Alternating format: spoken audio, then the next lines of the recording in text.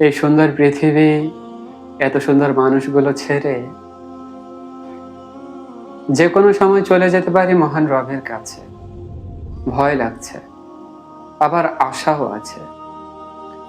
মরীচিকাময় পৃথিবী, মিছে সব মায়া। কেউ কাউকে মনে রাখে না, মনে রাখে ততক্ষণ যতক্ষণ প্রয়োজন। কবরে রেখে আসার পর সবাই ধীরে ধীরে ভুলে যায়।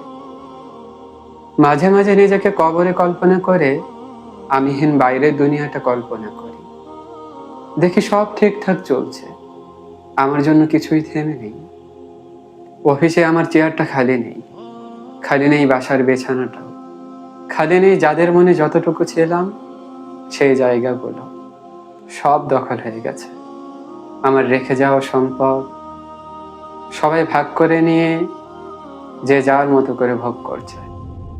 আমিহীন দুনিয়া বেশ ভালোই আছে, তবে কেউ জানে না আমি কেমন আছি। কেউ জানে না, কেউ জানে না।